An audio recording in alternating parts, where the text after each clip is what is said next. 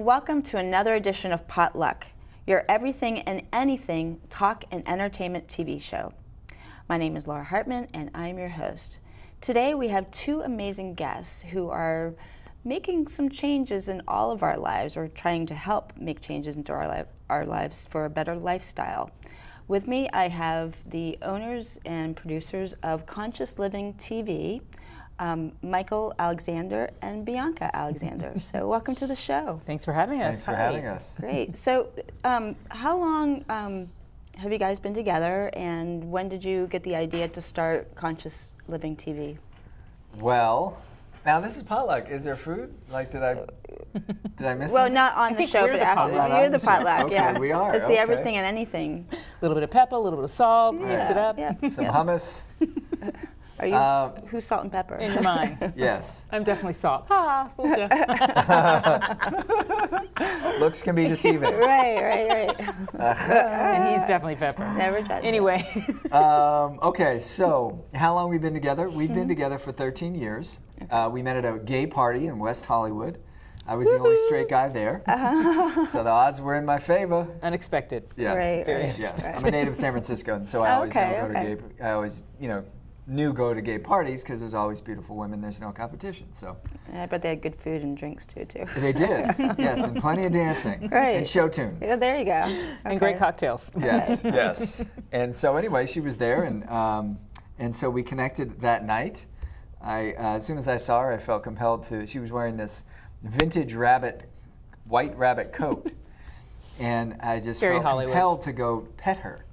Okay. And so I went and I crept up to her and I pet her, and we had a little auspicious bump where sort of she'd, I think, dropped something, and then I bent over to pick up something, and then I looked up, and there he was, and then he petted my cat. It was like, I ran off. and then Like, she okay. scrambled. I was just like, a whoa, little this rabbit.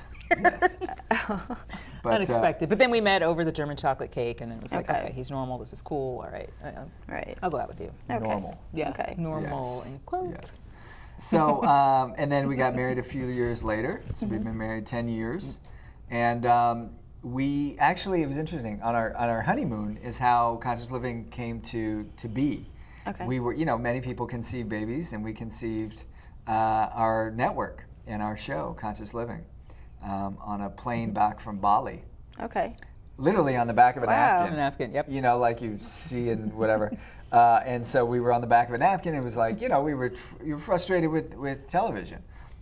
News is very much, if it bleeds, it leads. Mainstream media. And Right. and so Very we said, negative. hey, we want to create something that's positive, that's uplifting, that Inspiring. inspires people, and allows us to see that there's a new way to define what news is. And just because 4 people were carjacked today doesn't mean that there wasn't 100 things that were amazing and life-giving and beneficial. Sure. That you never see. Right. That you never see. Okay. Because the merchants of chaos don't, it's about making money, and it's about, the things that appeal to our lowest common denominator. So we had this idea, and we said, hey, let's create a TV network, let's create a news network, and so a couple years later, we were living in LA. Bianca's an entertainment attorney by trade, and she was working at Paramount Motion Pictures, and left Paramount and started a pro artist law firm. So she worked with really great, like Tyler Perry's first movie. She was the attorney on that movie. Yeah. Yep, his very first movie deal. And Before he then- was a megastar. which Right. is Yes, Yeah. yes. Very nice person. Oh. Yeah, really nice guy. And so we sort of a series of events led us to take a spiritual sabbatical to Sedona, Arizona. Oh wow. So, it was in Sedona that we really began moving forward on this. The vision. Yeah. Yeah, really. I mean, I think for me, just being, on the other side of the camera for so many years, just seeing just how dark the industry can be, how Right, dark right. media can be, and it's part of, it's our responsibility as consumers. We're watching television, we're the ones that are buying food, the ones that are buying clothes, and so we can't really blame. We can't blame the news networks. We can't blame the clothing manufacturers. We Sure. can't blame, the mass, agricultural farming that's, polluting our soil Yeah, and rivers yeah. and bodies and cancer.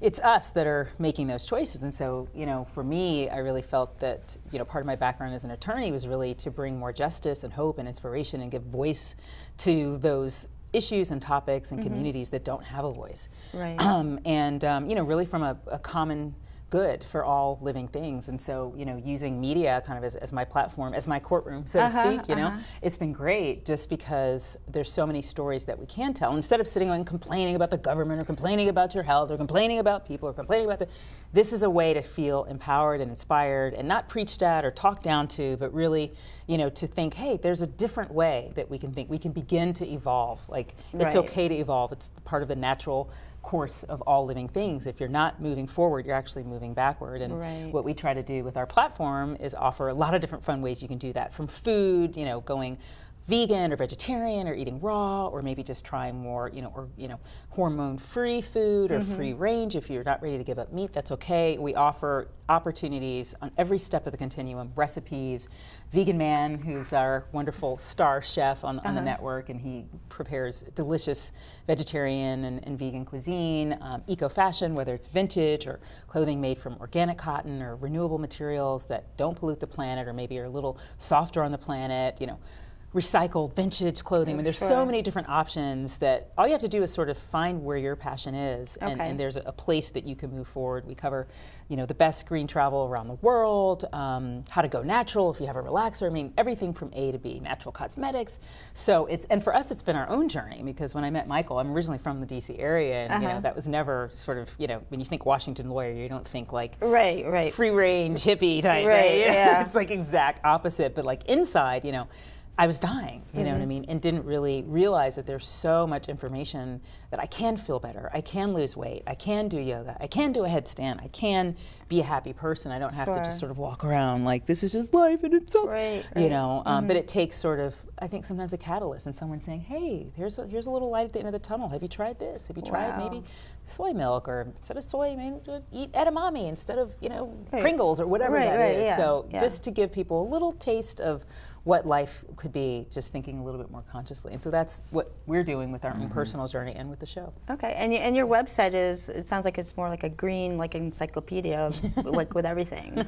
Well, you know everything green and healthy and whatever. Yeah, I mean, there's definitely those elements to it. We started our show, and you know, part of the issue, I mean, obviously we're on a certain type of network, which is great, but you know, we started the year after YouTube started. And one of the things that we saw in our vision was that, you know, at some point, it's not going to matter whether you're on television or on the internet. It's all going to be watched on the same screen. And we've already started to see that come to fruition with so many people consuming media on their iPads or on their phones, or, you know, we have a flat screen, but we have an Apple TV, so we can watch whatever we need to watch on demand. So really the intention of it was, hey, let's control it. Let's control the content. Let's create great content. And so we started, basically we're self-taught.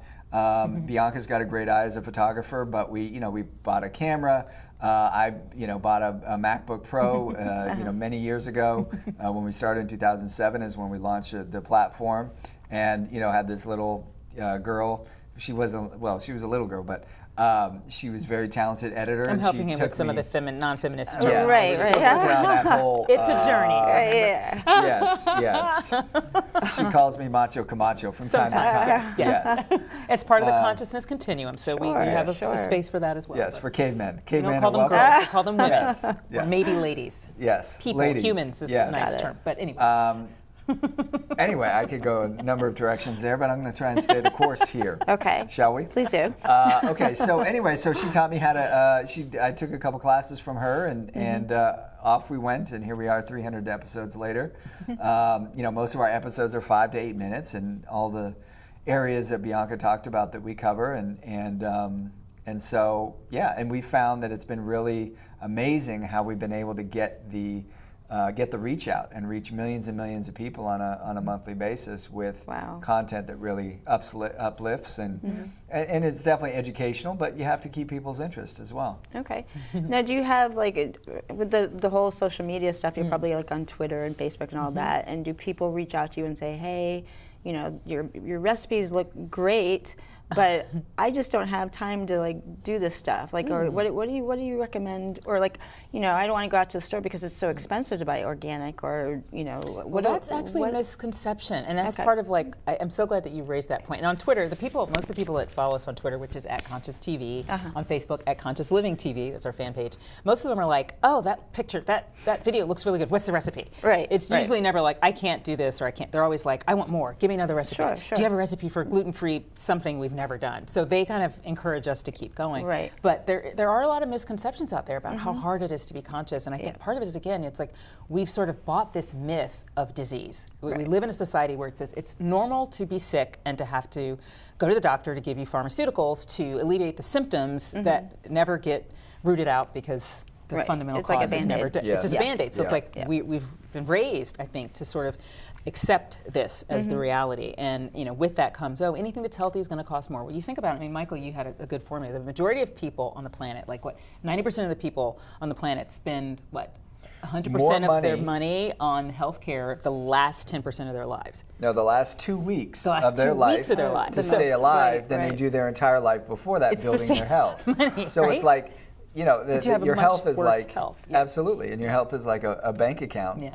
And the opportunity on a daily basis is to feed your bank account. And so if you do that and you begin to, you know, we have a astrophysics friend or a colleague, and one of the things he talked about in astrophysics is there's this thing called normalization of a deviation. So like you have this thing that's a deviation that's not necessarily correct, but it's being done so much that people believe it's normal. And I think that's a big piece of society. Like, you know, 1 in 7 people are on Prozac or some sort of antidepressant drug. And so that's a deviation. But everybody's like, oh, that's what it is. Or fine. Women are getting, you know, they're getting their pill. I'm fine.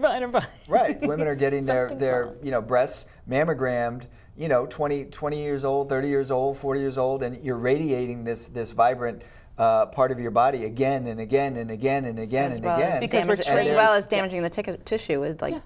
Right, because we're being trained to look for something until you find it. You've got to have something wrong with you. You've got to. Exactly. Versus, okay, health is the norm. Let's do what we can to boost that health. And so for me, I think, you know, the whole question about organic, a lot of people think it is more expensive, but nowadays with consumer demand, you know, it's just like the first VCR or the first iPhone when it came out, you know, it was like ridiculous amounts of money. And now it's like, okay, with more people sort of being educated, you can find organic food very cheap. You don't have to go to Whole Foods. It's great. You know, to me, Whole Foods is like the Neiman Marcus. You don't go to Neiman Marcus to buy, you know, a tank top. A basic t-shirt. I don't.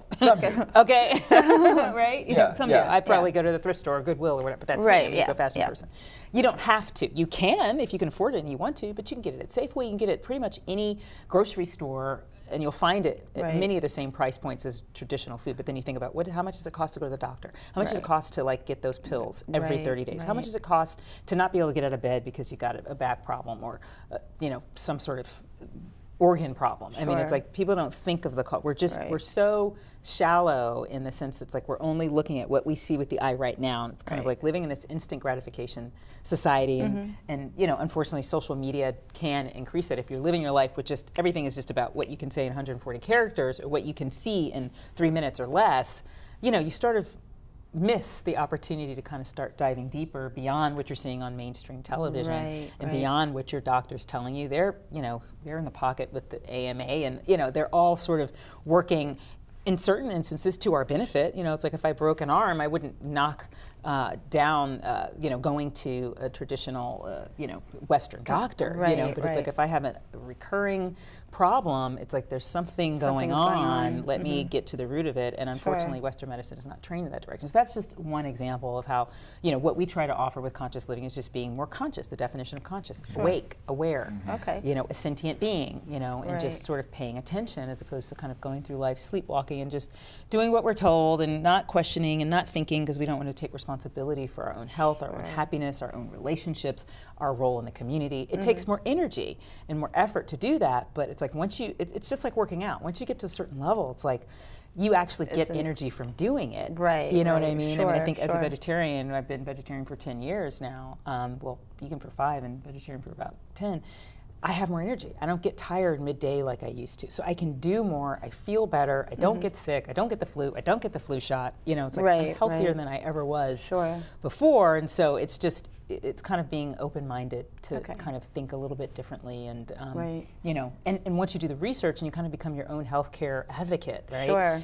Which we all have to, you find out, oh my gosh, this is, I could get this the same, it's the same, and this whole time, why didn't anybody tell me? And that's partly why we started the show, because I was like, why didn't anybody tell me that every cup of Tide that I use kills 1 cubic foot of phytoplankton in the ocean, and all I have to do is make a different switch because of the sulfates and the parabens, and this contributes to global warming and our toxic waters. Make your own, I make my own. Or make your own. Do you know what I mean? It's like, I'm like, why didn't anybody tell me? So I'm like, all right, well maybe this is what we have to do, is to begin telling stories that seem so basic for people who've been doing this for years. But for many people, it's like, you know, just taking one step in the right direction can open up a whole ocean of possibilities. Sure.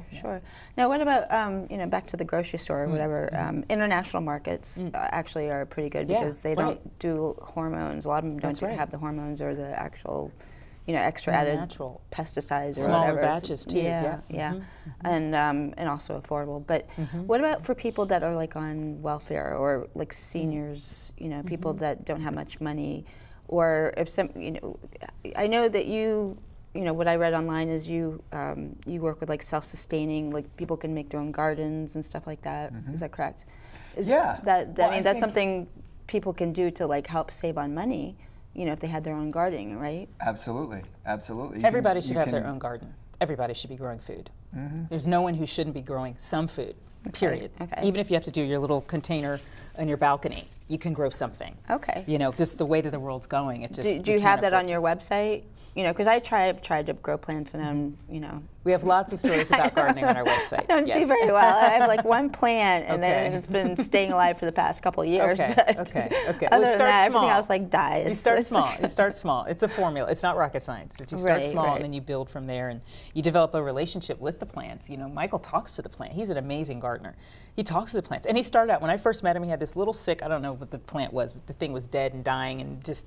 And I took it and nursed it. It was not in good shape. It was just like, what, you know, come on, water it. And so you just take it back, you talk to it, and clip off the dead leaves, and it just becomes like you have a relationship with it. You know what I mean? It's like we're all part of the same living being, right? We're all part of that. And so if you just think, okay, if it were a pet or if it were a loved one, you know what I mean? And wow, this plant is going to give me food and nourishment and health and save me from making some trips to the grocery store. It takes more time. It takes a little bit more time. You know, but I say for seniors, I mean, the same thing. I mean, it's like the food that they're giving them that's filled with all types of, you know, preservatives. I mean, it's like you're spending the same amount of money. It's just a mindset. The biggest expense that you're going to make is changing your mind. That's the most expensive thing. And so people, it's hard for them to get, oh, it's more expensive, it's harder, because we've absorbed and taken on this myth of scarcity in our society, a myth of disease, a myth of misery. It's all just a myth, you know. If you know, we believe that thoughts are things, you know what I mean? It's like what you put into the universe, what you put in your intention, what you put in your consciousness, what you exchange with another person, or plant, or pet. Pets, animals, they can pick up on our energy, right? Because it's real, because it's there. And so it's just taking a little bit more responsibility about what you're putting out there, you know, and saying, okay, I'm gonna affirm something good here, and maybe, you know, let it teach you something too. It requires us to be kind of in a give and take, you know, and nature is not just a one-way thing. And unfortunately, the world that we live in now, as we can see, we've taken from it, we've raped it, we've done everything we can to gouge it, and now it's starting to, you know, have its response. So, you know, I think we're in a place now where there's a lot more opportunities to be more loving to ourselves, to our planet, to our communities, to our bodies. Now, do you ever do anything for like kids, like to help them learn, you know, like how to grow plants, or how, you know, what is the difference between eating like fast food and, you know, something that's a lot more healthy and better for their bodies? Yeah, we have, for sure. You know, part of what we're here to do is to just shine the light on organizations and people that are doing really cool things. So there's several different organizations. There's one in Chicago that we feature called Purple Asparagus, that's all about teaching kids about food, helping them grow food, and really getting involved in the food growing process. You know, I think part of the issue is that we're so disconnected from where food comes from. A lot of people think, you know, an apple comes from the grocery store. And they don't realize that there's a seed and there's a process and there's a tree, and eventually the tree bears fruit, and then you can pick the fruit and you can eat it. Right. And so I think, what I'm seeing, and obviously we're very much sort of aware of those that are doing wonderful things, but what we're seeing is really people coming back to the root of wanting to grow their own food, people coming back to really having a better connection to where their food comes from, where their clothes comes from, and really understanding that, okay, we are all, as a people, we're all part of a fabric. Like, okay, I could go to Walmart and I could buy a t-shirt for $5, but how much did the person that make that make? Right, right. One of the campaigns that we were involved with this year is called Fashion Revolution, and it was in response to what happened in Rana Plaza, which is Bangladesh, about a year and a half ago, where close to 5,000 people died. And they died in a sweatshop. It was a sweatshop that produced clothes for Walmart, for Gap, North Face, for a number of other big retailers, where people, the building had been condemned. Every other business in the building had been sent away, but this sweatshop that produces food, clothes so that we can get a t-shirt for $5, said, if you don't come in here today, we're going to fire you and we're going to replace you with somebody else. And these people are making, $30, $40 a month. And we'll cut your month's pay from the previous. Right, Wow. and we're not going to pay It's a big you incentive because, to show it. And Yeah. so when you're dirt poor. right, and so Even when you're not dirt poor, and Right, a month's right, yeah. wages, like I'll do it. Right, and I'll as risk a my result life. of this, sort of, tragedy is that people, this movement sort of blossomed out of a seed and out of this tragedy to be 80 countries in April celebrated Fashion Revolution Day, and really it was about who made your clothes. Right. Do you know who made your clothes? Did you know where they came from? Are you even aware, Forever 21, and you have these stores that are all about fast fashion, and you wear it a few times and then you throw it away. Because it falls apart. Right. It's not a well-made garment because their quotas are like, you got to make 1,000 pieces a day, and it's like, Right. and if you don't, you're fired. So So. how do you make people, or how do you find out, other than maybe Googling it online, I don't know where my shirt was made. Well, yeah, it's a great question. Yeah, just finding out. I mean, just being in the process of just the inquiry. And I think for us, again, we live in a society, and part of consciousness is asking questions. Sure. Asking the questions that no one else is asking. Okay. Asking the questions that there may not be immediate answers to. We live in a society where it's all about, sort of traditional education, where it's like, okay, it's all about yes, no answers. If I don't know right away, then forget it. I can't. Versus being in process, being on a journey, being on a spiritual journey, and finding out. And it may mean that you don't get the answer.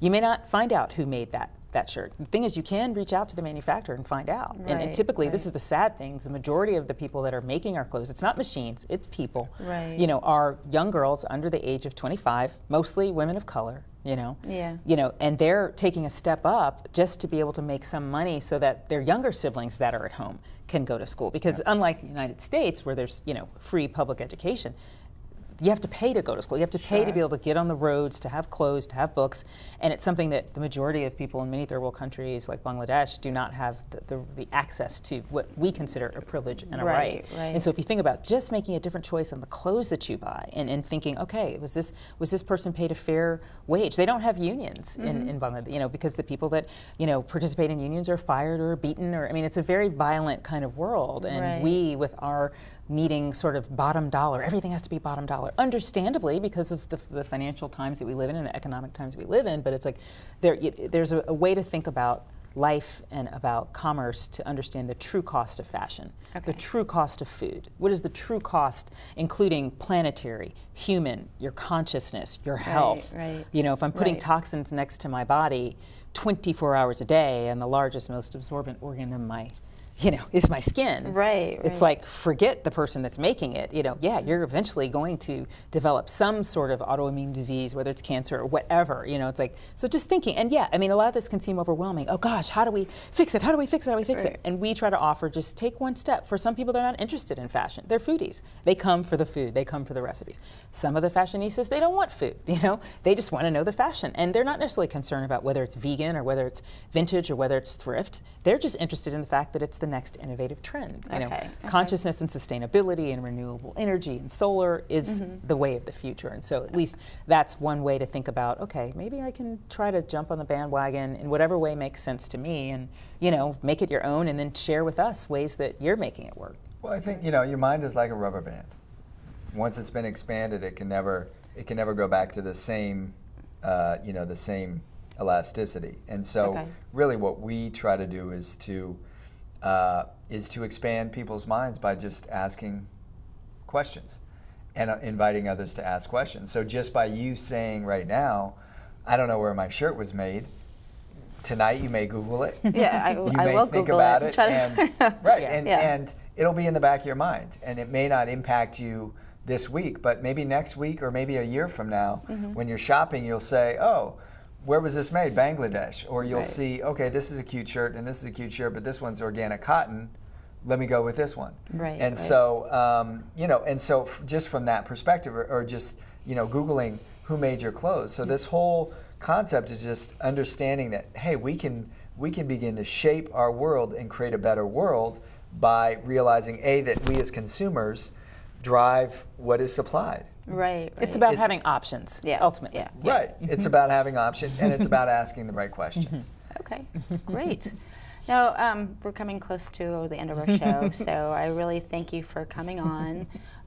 For anybody that's just coming on to the show, you can go to www.potluck-online.org, and you can also visit their website, which is www.consciousliving.com, and ConsciousLivingTV.com. Oh, We dropped the I'm sorry, www these days. Just ConsciousLivingTV.com. Yes. Or at Conscious TV. And you better spell conscious, because some people have it. C-O-N-S, there is an S in there, C-I-O-U-S. Conscious. Two syllables. And you're on Facebook and Twitter and all yes. the Instagram, social Pinterest, LinkedIn, everywhere. Okay, Yeah. and do you have a YouTube page where people can go and watch all your...